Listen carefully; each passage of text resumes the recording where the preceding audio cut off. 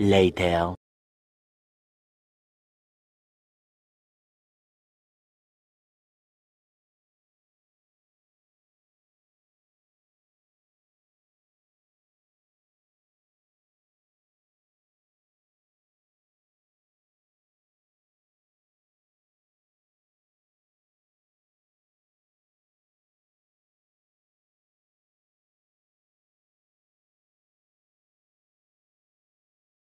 Tomorrow.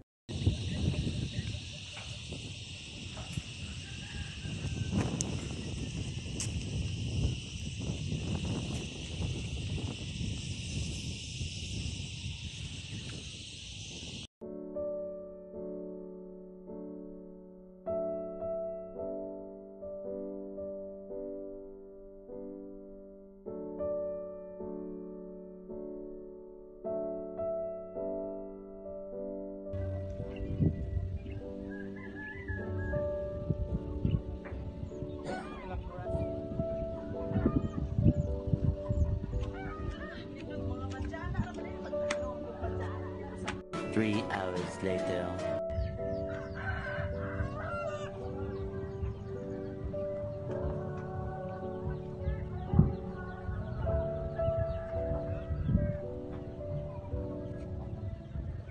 Two hours later.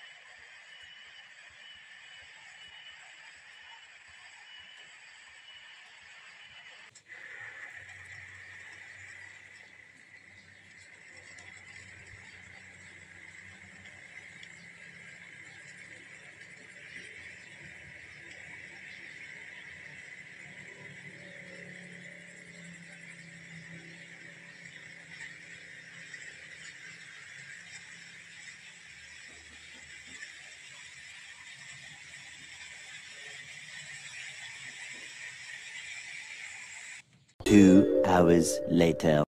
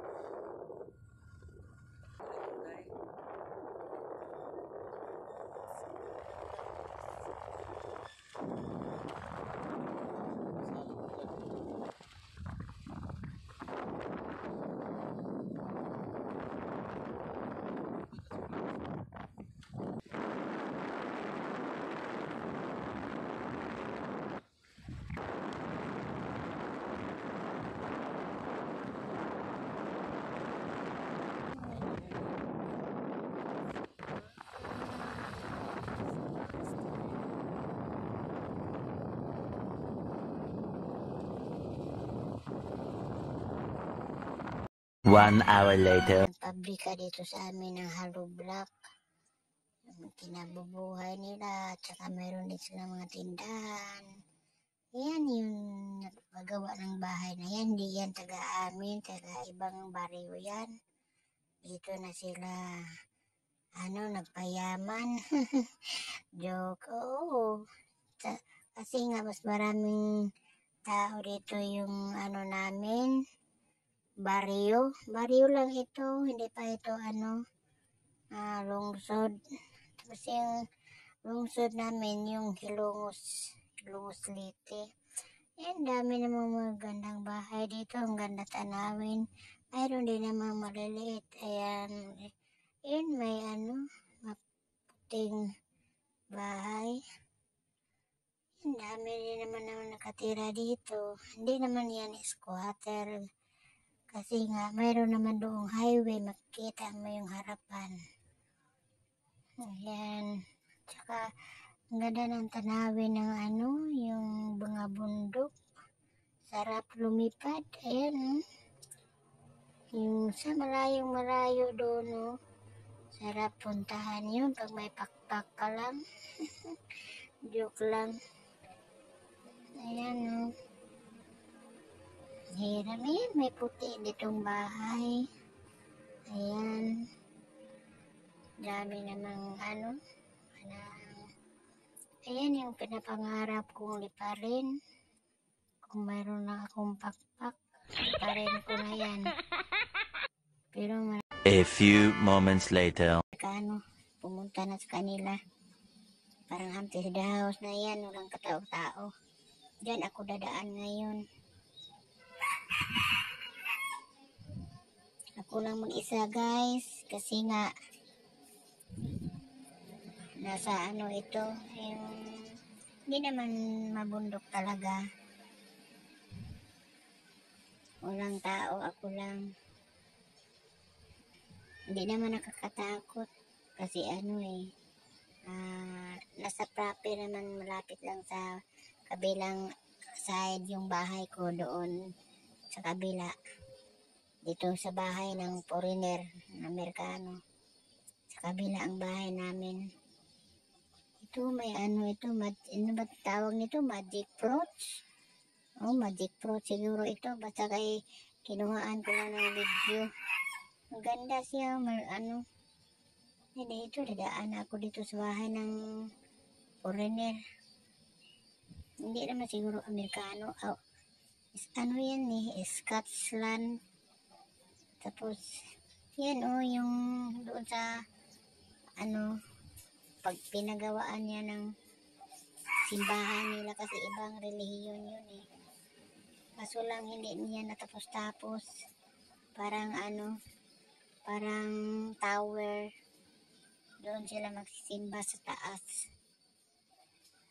Pag holiday, tulad ng Sunday, wala hindi sila gumagawa ng mga gawaing bahay. Ito din sa kabila, may bahay din dito. Nagkatakot naman tong bahay na to kasi na walang katao-tao. Parang multo na nakatira dyan sa taas.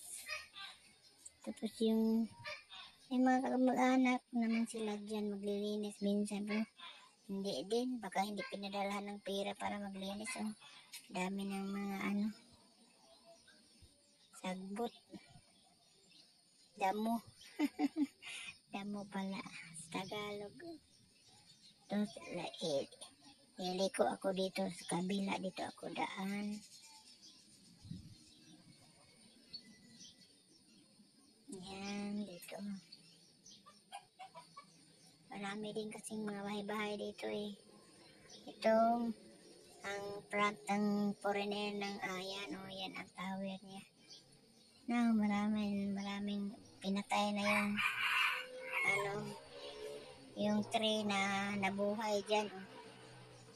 Pinutol. Tapos yan na lang na yung kahoy. Palabas na ako, guys. Doon sa highway, kalsada. Doon sa labasan. Ito maraming mga magandang bahay dito, kabila. Parang small village ba. Isa amin naman doon sa kabila nitong bahay na ito.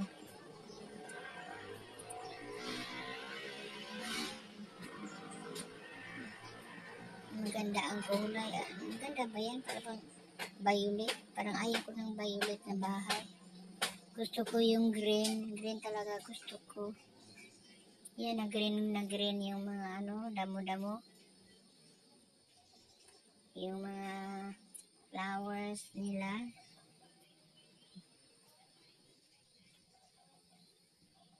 Yan, palabas na ako. Uwi na ako sa bahay namin. Malapit lang naman eh. Gaganda ng mga bougainvillea ba yan? Roses.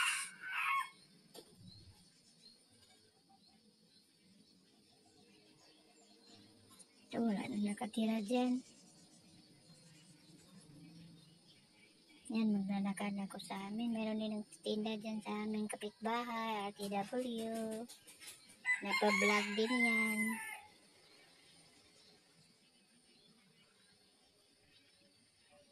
Bahay ng kapatid ko dati. Wala na sila ngayon. Sa Manila na.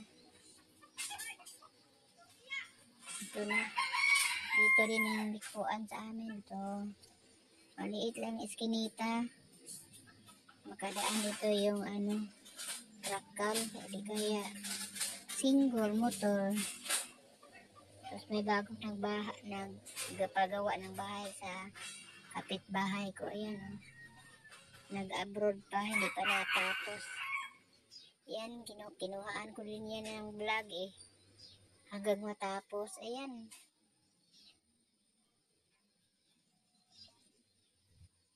Ito bahay namin. Ayan.